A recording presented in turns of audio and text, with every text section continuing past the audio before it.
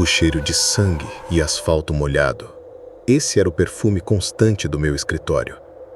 Meu nome é Ana, e por 10 anos, a traseira de uma ambulância em Porto Alegre foi meu universo. Eu via o pior da humanidade, todos os dias. Acidentes de carro, brigas de bar, overdoses em becos escuros. Meu trabalho era chegar, remendar os pedaços quebrados da vida de alguém e levá-los para o hospital. Eu era boa nisso. Cínica, eficiente, quase robótica.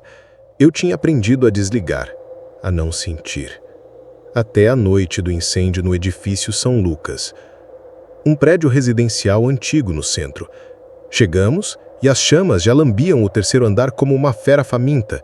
Eu e meu parceiro, Beto, subimos correndo, o calor e a fumaça nos sufocando. Em um dos apartamentos, encontramos uma menina. Não devia ter mais de 6 anos. Encolhida debaixo da cama, tossindo, os olhos gigantes de terror. Eu a peguei no colo, seu corpinho tremendo contra o meu, e corri para a escada de emergência. Estávamos quase na saída, quase no ar limpo, quando o teto acima de nós desabou. Uma parede de fogo e destroços se ergueu entre nós e a porta. Ficamos presos. A fumaça era espessa, negra, venenosa. Eu tinha apenas uma máscara de oxigênio de emergência. Sem hesitar, eu a coloquei no rostinho dela. Eu ficaria bem por alguns minutos, eu pensei. Mas os minutos se arrastaram, se tornando uma eternidade. O ar se tornou fogo em meus pulmões. A última coisa que me lembro é do rostinho dela me olhando e de um pensamento que não era meu, mas que senti com a clareza de um grito dentro da minha cabeça. Não me deixa, por favor. E então tudo ficou preto. Acordei em uma cama de hospital. Inalação severa de fumaça, disseram. A menina, Sofia, estava bem, salva. Eu deveria me sentir como uma heroína, mas algo dentro de mim havia quebrado. Ou talvez algo novo e terrível tivesse sido ligado. Começou uma semana depois, em uma chamada de rotina. Um acidente de carro, um capotamento na BR-116. O motorista estava preso nas ferragens, inconsciente, o pulso fraco. Enquanto eu tentava estabilizar seu pescoço, eu ouvi uma voz clara e calma dentro da minha cabeça. Minha esposa. Avise minha esposa, a Mariana, que eu a amo. Diga a ela que não foi culpa dela. O homem não moveu os lábios. Seus olhos estavam fechados. Segundos depois, seu coração parou. Ele morreu ali, na minha frente, enquanto a voz dele ainda ecoava em minha mente. Eu disse a Berto que foi a última coisa que o homem murmurou. Era uma mentira mais fácil. Eu pensei que era o estresse pós-traumático. Mas aconteceu de novo. E de novo. Um idoso com um ataque cardíaco fulminante. Enquanto eu aplicava os desfibriladores, ouvi seu eco. O testamento. Está na segunda gaveta da cômoda, debaixo das meias. Uma jovem em uma overdose. Seu eco cheio de uma tristeza infinita. Diga ao meu irmão que eu perdoo. Eu não estava ouvindo fantasmas. Eu estava ouvindo o último pensamento. O eco final que a mente de uma pessoa grita antes de se apagar para sempre. E uma vez que eu ouvia, ele ficava comigo. Um coro de segredos, arrependimentos e últimas palavras que tocava em loop na minha cabeça. Tentei ignorar. Me afundei no trabalho. Mas o dom não ia embora, e foi no caso do empresário Armando Antunes que ele se tornou uma maldição. A chamada era para uma mansão no bairro Moinhos de Vento. Parada cardíaca, disse o rádio. Um empresário de 70 anos encontrado pela esposa. Chegamos e ele estava no chão de mármore do seu escritório luxuoso. A esposa, uma mulher loira e escultural, pelo menos 30 anos mais jovem, chorava histericamente em um canto, amparada por uma empregada.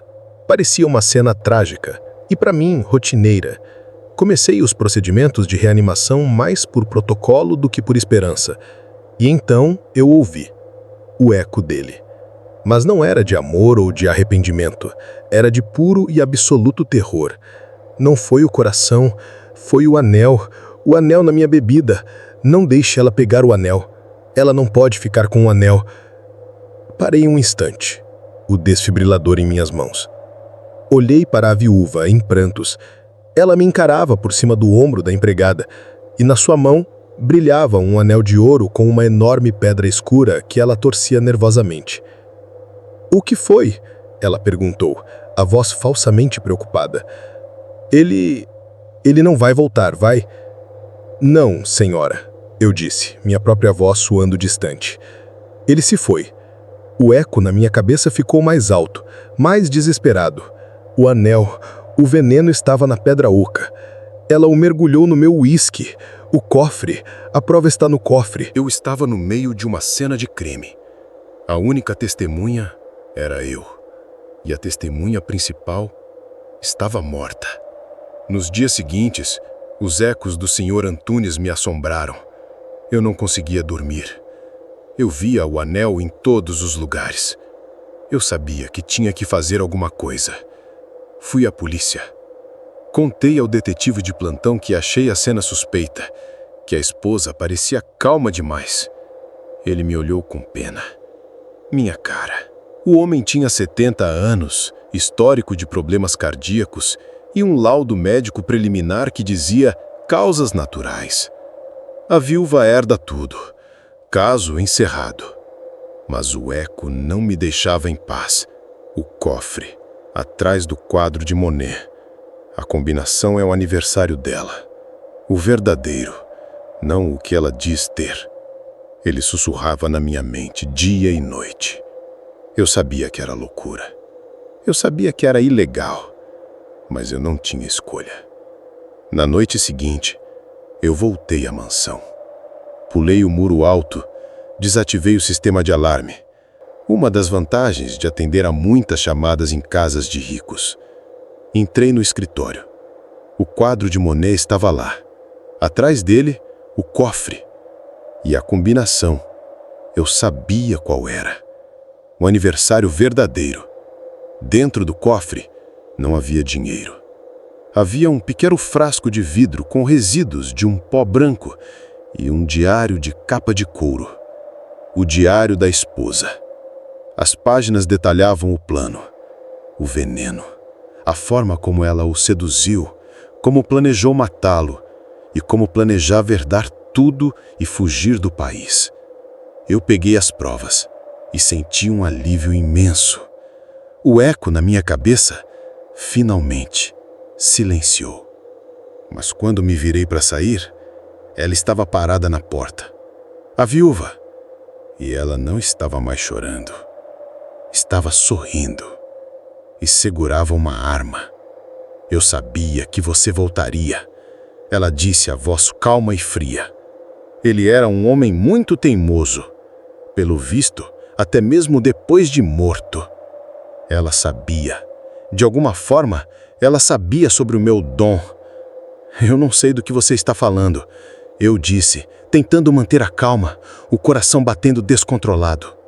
Não minta para mim, paramédica. Ela zombou. Você olhou para o meu anel. Ninguém olha para o anel. Eu vi nos seus olhos. Você ouviu. Ela ergueu a arma e eu sabia que ia morrer. Fechei os olhos e, em vez de medo, senti os outros ecos. O homem do acidente de carro, o idoso do testamento, a jovem da overdose. Todos eles sussurrando, como uma onda de força dentro de mim. Quando abri os olhos, eu não estava mais sozinha na minha cabeça. E eu disse, com uma calma que não era minha, você pode atirar em mim, mas ele já me contou tudo. E os outros também. E agora, nós vamos contar para todo mundo. A confiança no rosto dela vacilou por uma fração de segundo. E foi o suficiente. Joguei o diário para o alto, e quando ela se distraiu com o movimento, eu avancei. Eu não me lembro exatamente do que aconteceu depois, mas sei que quando a polícia chegou, chamada por vizinhos que ouviram o disparo, eles me encontraram sentada no chão, ilesa, ao lado dela, que estava inconsciente. E eu estava falando com as vozes de uma dúzia de pessoas mortas. Hoje, eu não trabalho mais em uma ambulância. Eles me deram uma nova função depois de meses de testes e descrença.